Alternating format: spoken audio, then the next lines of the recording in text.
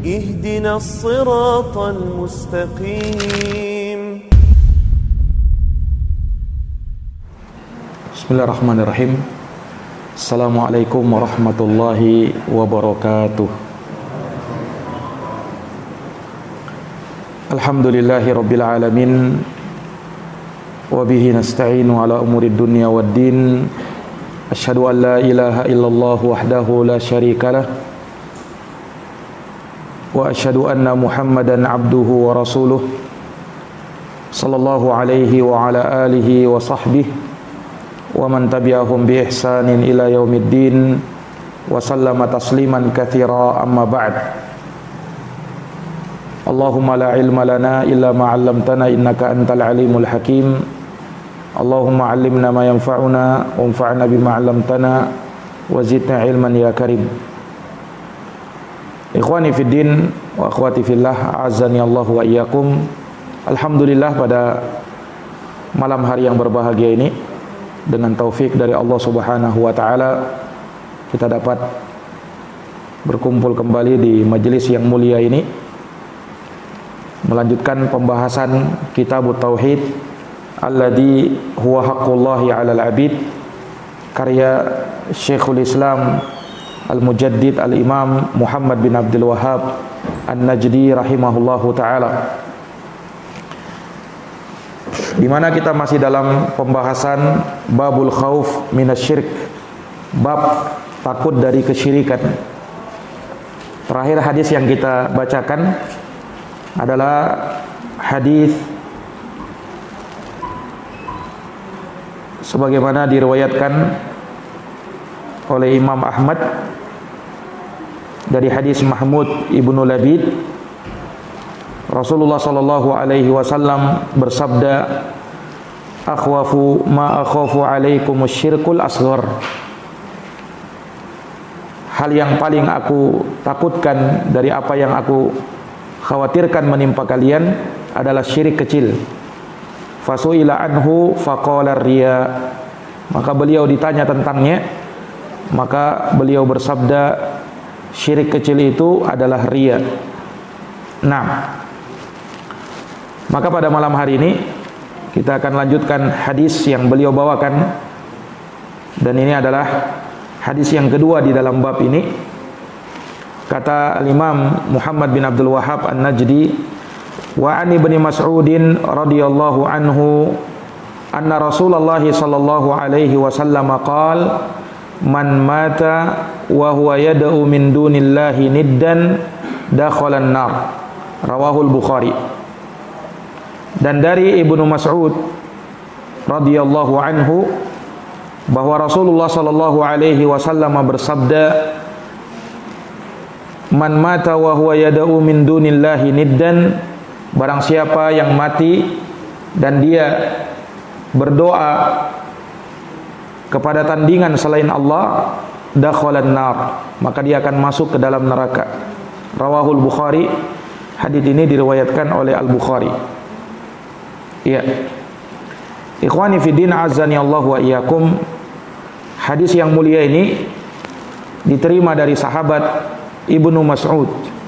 Namanya adalah Abdullah Ibnu Mas'ud, Abu Abdurrahman, salah seorang dari sahabat yang mulia dan termasuk dari ulamanya sahabat. Abdullah Ibnu Mas'ud termasuk dari orang yang ditokohkan sepeninggal Rasulullah sallallahu alaihi wasallam. Walaupun kondisi fisik beliau itu kurang sempurna. Jadi disebutkan Ibnu Mas'ud ini kakinya itu besar sebelah. Ada sesuatu yang cacat pada kaki beliau. Tetapi Rasulullah telah memuji Abdullah Ibnu Mas'ud walaupun kondisinya seperti itu. Bahkan Rasulullah sallallahu alaihi wasallam menyebutkan bahwa Abdullah ibnu Mas'ud, andaikan kakinya ditimbang dengan gunung Uhud, niscaya kakinya Abdullah ibnu Mas'ud akan lebih berat. Nah, ini menunjukkan keimanan yang ada pada beliau dan ilmu yang ada pada diri Abdullah ibnu Mas'ud radhiyallahu taala anhu. Nah, maka beliau dari sahabat yang mulia, dari sahabat Rasulullah sallallahu alaihi wasallam. Baik. Beliau meriwayatkan hadis ini di mana Rasulullah sallallahu alaihi wasallam bersabda, "Man mata." Man di sini disebut sebagai huruf syarat, sehingga konteks kalimatnya merupakan syarat. Man mata, barang siapa yang meninggal. Ini syaratnya. Jawabannya dakhalan nar. Ketika dia mati dalam keadaan berdoa kepada selain Allah, maka dia akan masuk ke dalam neraka. Di dalam bahasa Arab, huruf man apabila dia syarat, maka memberikan faedah keumuman. Siapapun dia, entah laki-laki, entah perempuan, entah orang besar atau orang kecil, entah orang kaya, orang miskin, siapapun dia yang meninggal dalam keadaan seperti ini, maka tempatnya adalah neraka Allah Subhanahu wa ta'ala. Man mata, barang siapa yang meninggal. Seseorang tidak mengetahui kapan dia meninggal. Seseorang tidak tahu bagaimana caranya dia meninggal. Dan seseorang tidak tahu di negeri mana dia akan meninggal. Itu dari rahasia kematian yang hanya Allah Subhanahu wa ta'ala yang mengetahuinya. Namun yang pasti bahwa kullu nafsin dha'iqatul maut. Setiap jiwa pasti akan merasakan yang namanya kematian. Qul innal mautal ladzi tafirruna minhu fa innahu mulaqikum. Katakanlah sesungguhnya kematian yang kalian senantiasa lari darinya, maka itu akan menjumpai kalian. Itu akan menjumpai kalian. Wa ma tadri nafsun madza taksibu ghada wa ma tadri nafsun bi ayyi ardin tamut. Tidak ada satupun jiwa yang tahu apa yang akan dilakukannya keesokan hari, dan tak satupun jiwa yang tahu di negeri mana dia akan mati, di negeri mana dia akan meninggal. Seseorang apabila ditakdirkan oleh Allah untuk meninggal di sebuah tempat, maka Allah Subhanahu wa ta'ala akan membuat dia punya hajat untuk ke tempat tersebut, dan dia akan meninggal di tempat tersebut. Nah, dan semua adalah ketetapan dari Allah Subhanahu wa ta'ala, telah ditakdirkan. Bahkan jauh hari sebelum kita diciptakan, kita semua sudah ditetapkan kapan kita mati, di mana kita mati, dan bagaimana caranya kita mati. Nah, namun itu adalah rahasia dari Allah Subhanahu wa ta'ala. Iya. Nah, yang perlu dikhawatirkan bagi seseorang tatkala dia mati adalah dia menutup hidup ini dengan su'ul khatimah, dengan penutupan yang buruk. Nah, ini yang perlu dia khawatirkan. Jangan sampai dia menutup hidupnya dengan su'ul khatimah. Dia berharap dan bermohon kepada Allah agar Allah menutup hidupnya dengan husnul khatimah, dengan penutupan yang terbaik. Tidak menutup di atas kesyirikan, na'udzubillah. Tidak menutup hidupnya di atas maksiat, sedang melakukan maksiat kemudian meninggal dunia, wal'iyadzubillah. Nah, ini dari hal yang dikhawatirkan oleh seorang muslim. Nah, jangan sampai dia meninggal di atas hal yang demikian. Iya. Sehingga ketika dia menutup hidup ini dengan su'ul khatimah, maka dikhawatirkan dia akan masuk ke dalam neraka Allah. Apalagi kalau hal tersebut adalah kesyirikan. Apalagi hal tersebut adalah kesyirikan, maka ancamannya dakhalan nar. Dia akan masuk ke dalam neraka Allah Subhanahu wa ta'ala. Maka hadis ini tentunya memberikan faidah sesuai dengan judul bab al-khauf minasyirik, yaitu rasa takut dari kesyirikan. Seorang khawatir dan takut jangan sampai dia menutup hidupnya dengan kesyirikan. Iya. Dan tidak ada yang menjamin seseorang bebas dari kesyirikan atau terlepas dari kesyirikan, sama sekali tidak berbuat kesyirikan. Iya. Dia tidak bisa menjamin dirinya. Oleh karenanya, rasa khawatir itu harus senantiasa ada pada diri seorang mukmin. Takut dengan kesyirikan, takut kalau menutup dirinya dengan kesyirikan wal iyadu billah dan jauh dari tauhid kepada Allah Subhanahu wa taala. Nah, maka ikhwani fiddin a'azzani Allah wa iyyakum, kesyirikan ini dari perkara yang harus kita waspadai. Kesyirikan ini dari perkara yang harus kita takuti, dan kita tidak merasa aman dari yang namanya kesyirikan kepada Allah Subhanahu wa taala. Man mata, barang siapa yang meninggal, wa huwa yad'u min dunillahi niddan, dan dia berdoa bermohon kepada tandingan selain Allah, bukan kepada Allah, tapi dia berdoa kepada serikatnya Allah yang dia jadikan sebagai sekutunya Allah Subhanahu wa taala. Iya, menjadikan tandingan bagi Allah Subhanahu wa taala, kata ulama terbagi dua. Menjadikan tandingan bagi Allah Subhanahu wa taala itu terbagi dua. Ada yang merupakan syirik akbar dan ada yang merupakan syirik asghar. Menjadikan tandingan bagi Allah yang merupakan syirik akbar, syirik yang besar, ini seperti firman Allah Subhanahu wa taala tentang orang-orang musyrikin, wa minan nasi may yattakhidhu min dunillahi andada yuhibbunahum kahubbillah walladzina amanu asyaddu hubban lillah. Dan di antara manusia ada orang-orang yang menjadikan selain Allah sebagai tandingan-tandingan.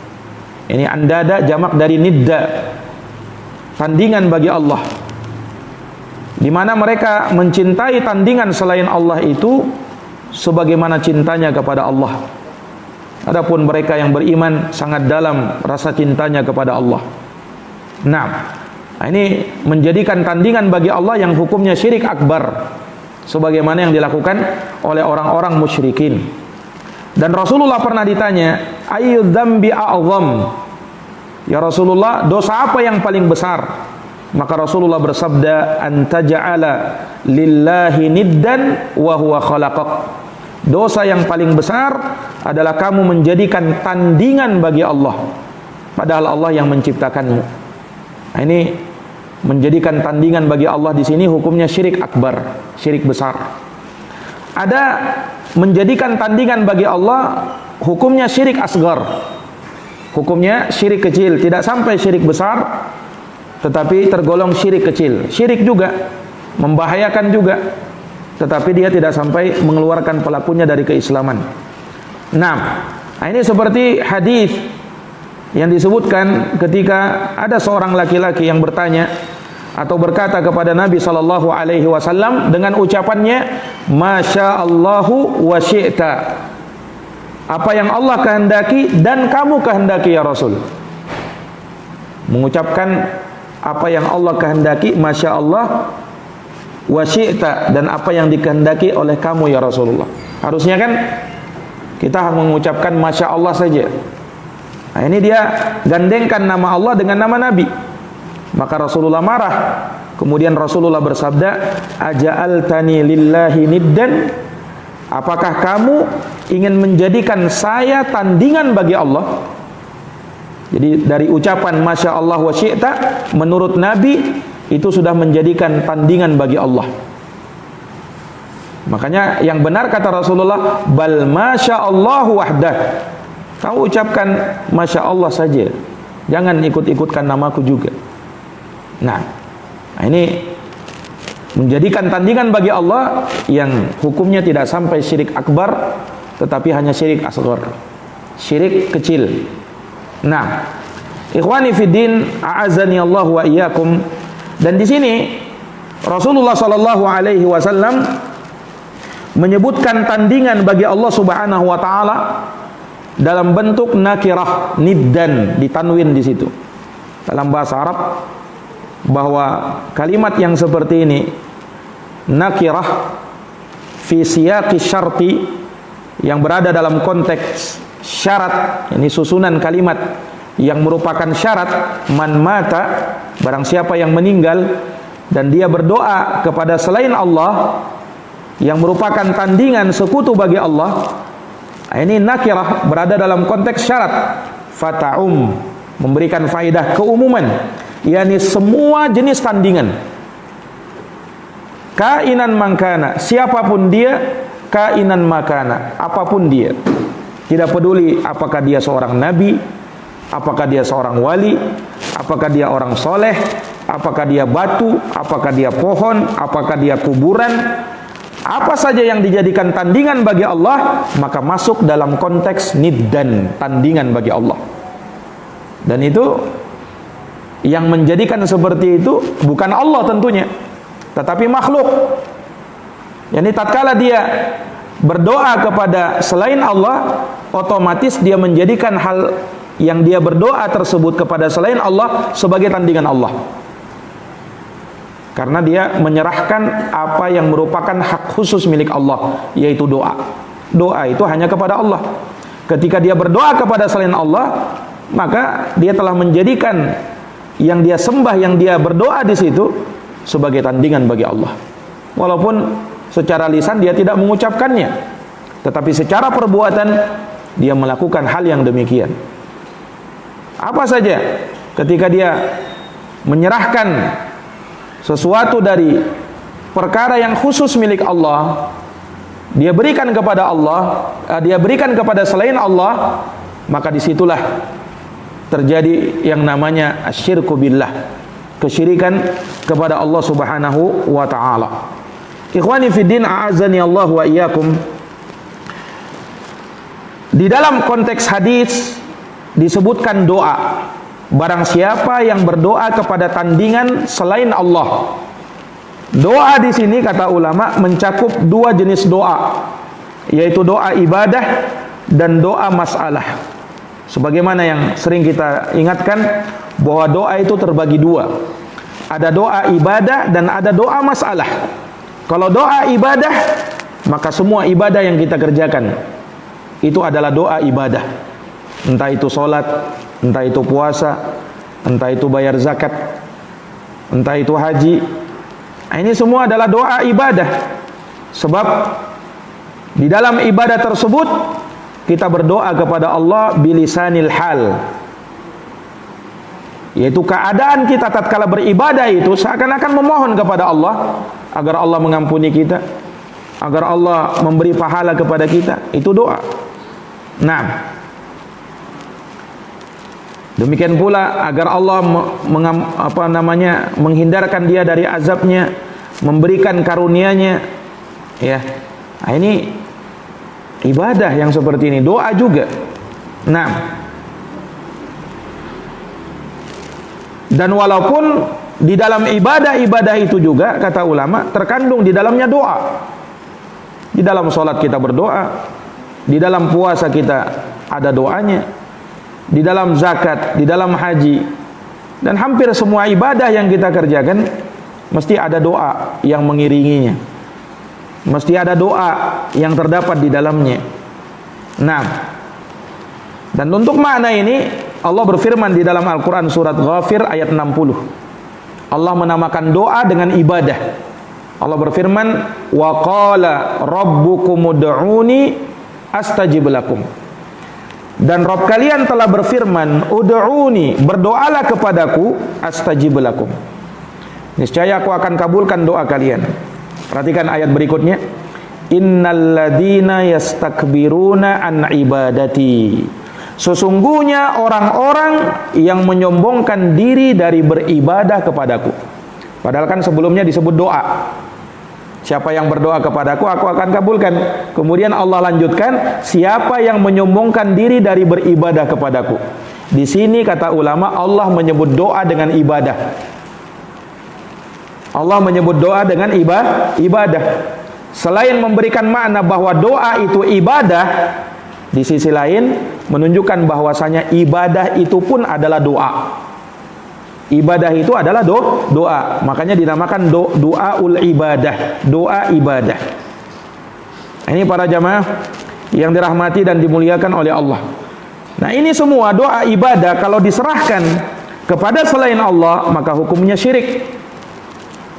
Bahkan bisa menjadi syirik akbar, syirik besar yang bisa mengeluarkan pelakunya dari Islam. Wal'iyadzubillah. Nah, makanya Rasulullah sallallahu alaihi wasallam dalam semua yang bisa mengantarkan kepada syirik Jenis yang seperti ini dicegah oleh Nabi Shallallahu Alaihi Wasallam. Makanya Rasulullah melarang ketika seseorang menghormati seseorang dengan cara membungkuk atau bahkan sujud kepadanya. Ini dilarang karena membungkuk yaitu sampai ruku dan sujud itu ibadah, tidak boleh diserahkan kepada selain Allah Subhanahu wa taala.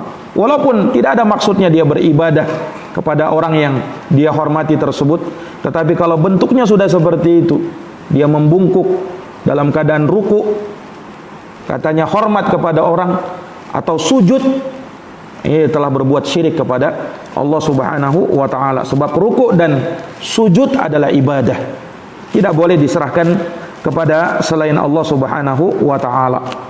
Ini para jamaah yang dirahmati dan dimuliakan oleh Allah Subhanahu wa taala. Dan ada doa masalah. Nah, doa masalah inilah doa yang kita pahami. Doa meminta kepada Allah. Ketika disuruh berdoa, kita langsung mengangkat tangan berdoa kepada Allah. Nah, ayat ini atau hadits ini juga mencakup doa masalah. Siapa yang berdoa, dia peruntukkan bukan kepada Allah, tetapi dia berdoa kepada selain Allah, dia jadikan tandingan bagi Allah Subhanahu wa taala, ya, maka ini pun adalah kesyirikan kepada Allah. Ini pun adalah kesyirikan kepada Allah Subhanahu wa taala. Akan tetapi berdoa kepada selain Allah, apabila hal tersebut dalam perkara yang tidak ada yang mampu melakukannya kecuali Allah, memang hukumnya syirik akbar, syirik besar. Tetapi kalau berdoa kepada selain Allah, yang hal tersebut mampu dilakukan oleh orang yang dimintai doa padanya, ini hukumnya boleh. Ini hukumnya boleh karena dia mampu. Karena doa itu secara bahasa artinya meminta. Meminta kepada seseorang artinya berdoa kepada seseorang secara bahasa. Nah, meminta kepada seseorang dalam keadaan dia mampu melakukannya, hukumnya boleh. Misalnya seseorang meminta, tolong ambilkan saya air. Meminta itu kan, itu dalam bahasa berdoa juga namanya. Itu boleh. Tetapi kalau dia berdoa kepada seseorang, ya fulan, tolong ampuni dosa saya. Dalam pengertian dia melakukan dosa-dosa, setelah itu dia datang kepada seseorang, ya fulan ampuni, saya ini sudah melakukan perbuatan na'udzubillah, minum khamar, mencuri, tolong ampuni dosa saya. Ini syirik, karena yang mengampuni dosa adalah Allah Subhanahu wa taala. Kalau dia minta kepada orang soleh supaya dia berdoa kepada Allah agar dosanya diampuni, yang seperti ini namanya tawassul. Yang seperti ini dibolehkan. Yang seperti ini dibolehkan. Kita datang kepada orang soleh yang masih hidup tapinya. Kemudian kita mengatakan, ya fulan, tolong doakan saya agar Allah mengampuni dosa saya. Itu benar, itu boleh. Nah, tetapi kalau langsung kepada si fulan, ya fulan, ampuni dosa saya, ini menyamakan dia dengan Allah Subhanahu wa taala. Ini syirik kepada Allah Subhanahu wa taala. Tetapi kalau dalam perkara yang makhluk masih mampu melakukannya, maka itu bukan syirik kepada Allah. Makanya disebutkan dalam hadis, man da'akum fa'ajibu. Siapa yang berdoa kepada kalian, jawab doanya itu. Doa di sini maksudnya berdoa itu meminta atau memanggil, menyeru kalian, mengundang kalian. Siapa yang mengundang kalian, jawab undangannya. Jadi jangan sampai disalahpahami, doa itu selalu bermakna mengangkat tangan kepada Allah. Enggak. Doa itu dalam bahasa Arab bisa bermakna meminta, bisa bermakna memanggil, bisa bermakna menyeru. Itu doa. Makanya di sini dalam hadis, barang siapa yang dia berdoa kepada kalian, maksudnya mengundang kalian. Siapa yang undang, maka penuhi undangannya, jawab undangannya. Nah, ini jamaah sekalian yang dirahmati dan dimuliakan oleh Allah. Juga dalam surat An-Nisa ayat 8. Wa idza hadaral qismata ulul qurba wal yatama wal masakin farzuquhum min. Ya. Ini kalau ada orang fakir yang dia menadahkan tangannya minta kepada kalian, maka beri dia. Beri dia. Nah, yang seperti ini dia kan berdoa juga. Dia mengangkat tangannya begini, meminta, berdoa. Hanya kalau orang berdoa kan mengangkat tangannya, itu meminta. Tetapi mintanya kepada Allah. Ini mintanya kepada orang. Nah, Nabi suruh apa? Jawab. beri dia. Nah, ini yang seperti ini bukan kesyirikan kepada Allah Subhanahu wa taala. Dan juga sebagaimana dalam hadis, man ista'adza billah fa'iduhu. Barang siapa yang meminta perlindungan dengan nama Allah, dia minta perlindungan kepada kalian. Isti'azah. Asalnya isti'azah ini ibadah. Tetapi kalau dalam meminta perlindungan kepada orang yang kita mampu, orang itu mampu melindungi kita, boleh. Kata Nabi, fa'iduhu, lindungi dia.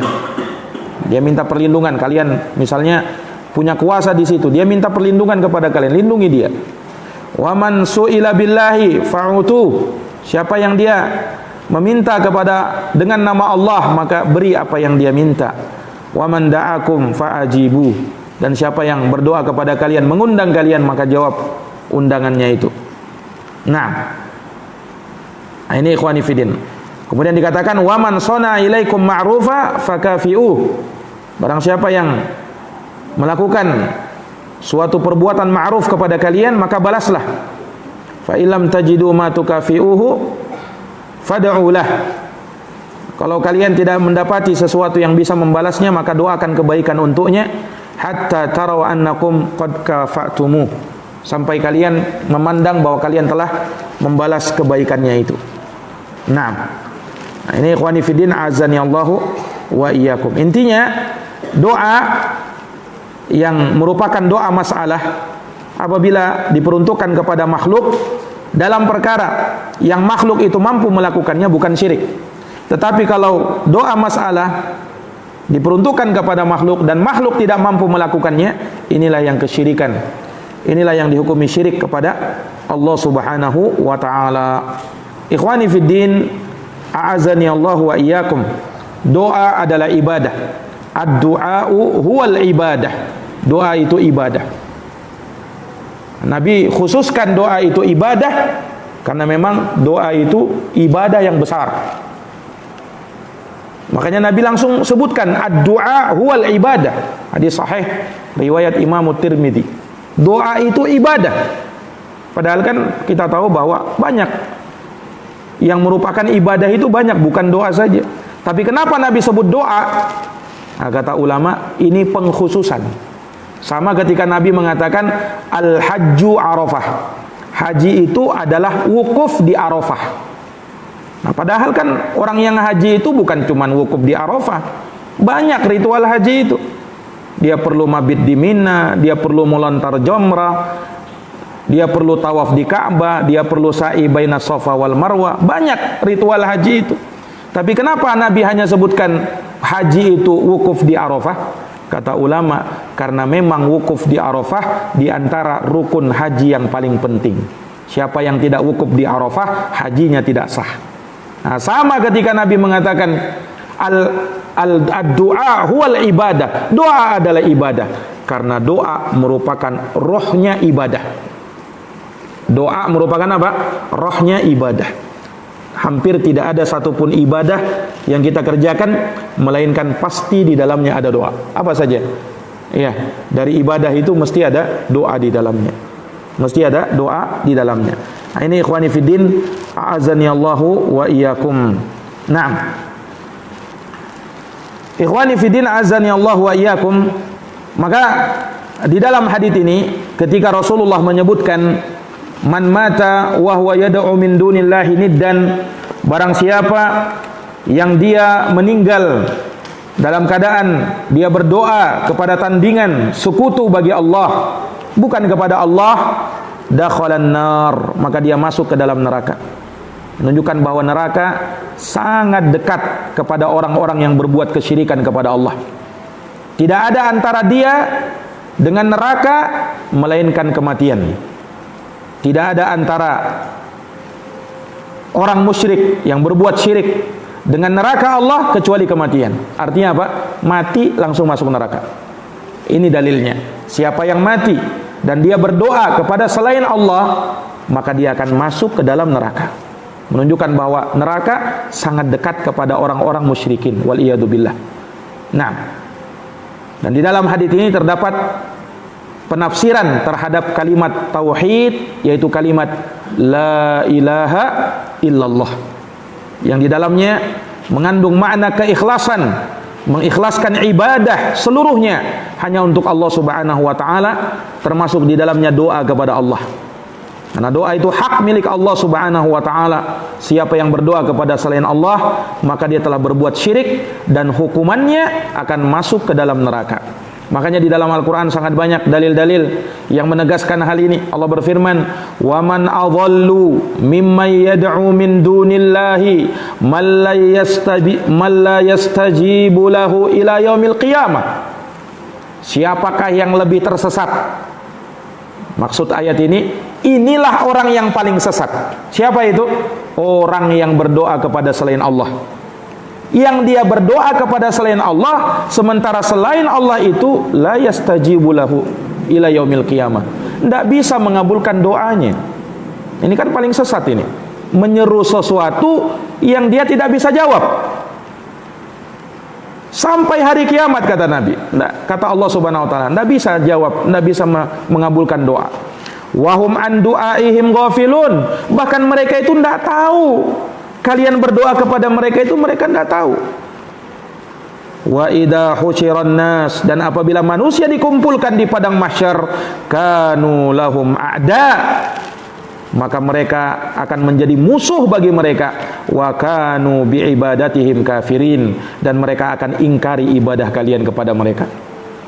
Ini jamaah sekalian, surat Al-Ahqaf ayat 5 sampai 6. Juga dalam ayat yang lain, wa may yad'u ma'allahi ilahan akhar, barang siapa yang berdoa kepada Tuhan yang lain selain Allah, di samping dia juga berdoa kepada Allah, beribadah kepada Allah, la burhana lahu, hal yang demikian itu tidak ada keterangan yang jelas terhadapnya, fa innama hisabuhu 'inda rabbih, maka perhitungan amalnya itu diserahkan kepada Tuhannya. Innahu la yuflihul kafirun, tak akan beruntung orang-orang kafir itu. Dalam ayat yang lain, itu di surat Al-Mu'minun ayat 117. Di ayat yang lain Allah berfirman, walladzina tad'una min dunih, orang-orang yang berdoa kepada selain Allah, ma yamlikuna min kitmir, kata Allah, mereka itu tidak punya kekuasaan walaupun setipis kulit ari. Tak punya kekuasaan walaupun setipis kulit ari, kata Allah. In tada'uhum, kalau kalian berdoa kepada selain Allah, kepada mereka yang merupakan, yang kalian jadikan sekutu bagi Allah itu, la yasma'u du'aakum, mereka tidak akan dengarkan doa kalian. Percuma kalian berdoa, sia-sia. Nah, walau sami'u mastajabu lakum, kemudian kata Allah, dan kalaupun mereka dengar, mereka tidak akan bisa mengabulkan doa kalian. Jadi dengar saja mereka tidak, mendengar saja mereka tidak. Kalaupun mendengar, itu tidak akan bisa mengabulkan doa kalian. Makanya orang yang berdoa kepada orang mati, ya, orang mati itu tidak mendengarkan doa kalian. Orang mati itu mereka hanya mendengar di saat orang yang mengantarkan dia ke kuburan, di saat dia meninggal, kemudian beranjak pulang, di situ kata Nabi, dia mampu mendengarkan suara sendal orang yang mengantarnya, dia pergi pulang. Itu saja keterangannya. Selain itu tidak ada keterangan bahwasanya ya orang-orang di kubur itu bisa mendengarkan suara orang-orang yang berada di atasnya. Akan ada. Makanya Allah nafikan di dalam ayat ini, mereka tidak akan mendengarkan doa kalian. Karena dulu orang-orang musyrikin juga, kesyirikan mereka terfitnah dengan orang-orang soleh yang sudah meninggal, berarti sudah mati. Nah, mereka berdoa, kata Allah, mereka tidak dengarkan doa kalian, mereka tidak bisa mendengar. Walau sami'u, kalaupun mereka dengar, mastajabu lakum, mereka tidak bisa mengabulkan doa kalian. Wa yaumal qiyamati yakfuruna bisyirkikum, dan pada hari kiamat mereka akan ingkar dengan kesyirikan kalian.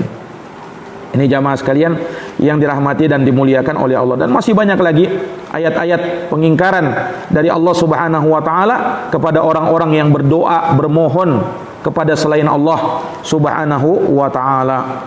Nah, ikhwani fiddin, a'azani Allahu wa iyyakum. Maka di dalam ayat ini, barang siapa yang dia berdoa kepada selain Allah yang merupakan tandingan bagi Allah, maka dia akan masuk ke dalam neraka. Nah, dan tentunya niddan yang dimaksud di sini adalah ibadah. Ya. Niddan yang dimaksud di sini menjadikan tandingan bagi Allah di dalam ibadah. Iya. Dan doa termasuk ibadah kepada Allah Subhanahu wa taala, yaitu doa memohon yang tidak ada yang mampu melakukannya kecuali hanya Allah. Seperti memohon pahala, memohon akan diampuni dosanya. Ini tidak ada yang memilikinya kecuali hanya Allah Subhanahu wa taala. Ikhwani fi din, azani Allah wa iyyakum. Perhatikan di dalam ayat ini, siapa yang berdoa kepada selain Allah, kepada tandingan selain Allah, maka dia dakhalan nar, ancamannya dia masuk ke dalam neraka, kekal di dalam neraka, karena dia telah melakukan syirik akbar. Na'udzubillahi min dzalik. Ya, dukhulun nar, orang yang masuk neraka, kata ulama, ada dukhulun nar dikatakan masuk ke dalam neraka abadian selama-lamanya. Ada dukhulun nar ya yang tidak sampai menjadikan dia selama-lamanya kekal, tidak, tetapi hanya sementara saja. Jadi ada dukhulun nar, masuk ke dalam neraka selama-lamanya. Nah, ini diperuntukkan bagi orang musyrik, orang kafir, selama-lamanya. Sementara orang-orang ya yang dia muwahhid, yang dia muslim, mukmin selama di dunia, tetapi dia masuk neraka gara-gara dosanya lebih berat daripada kebaikannya, maka dia masuk neraka sementara. Tetapi sementaranya di neraka, nah itu jangan dipikir cuman sehari dua hari, sebulan dua bulan, setahun dua tahun. Karena sehari saja di dalam neraka itu bagaikan 1000 tahun. Fi yaumin kana miqdaruhu alfasanah. Dalam sehari yang ukurannya sama seperti 1000 tahun. Nah, bagaimana kalau dia disiksa selama 1 tahun? Setahun kali 1000 tahun. Nauzubillahi min zalik. Nah, sehingga seseorang tidak sepantasnya meremehkan yang namanya neraka, ya. Seorang berdoa, bermohon kepada Allah agar selamat dari api neraka, jangan sampai menyentuh api neraka, dan dia berdoa kepada Allah semoga Allah memasukkan dia ke dalam surganya yang penuh dengan kenikmatan. Ikhwani fiddin, azani Allah wa iyyakum. Hadits ini dikeluarkan oleh Imam Al-Bukhari di dalam kitab sahihnya, dan hadits ini sesuai dengan judul bab, yaitu memberikan faedah kepada kita al-khauf minasyirik, takut dan waspada kita dari yang namanya kesyirikan. Jangan sampai kita tersentuh kepadanya, jangan sampai kita melakukannya dalam keadaan kita sadar atau kita tidak sadar. Demikian jamaah sekalian, semoga bermanfaat. Hadanallahu wa iyyakum ajma'in. Subhanakallahumma wa bihamdik, asyhadu an la ilaha illa anta, astaghfiruka wa atubu ilaik. Wassalamu alaikum warahmatullahi wabarakatuh.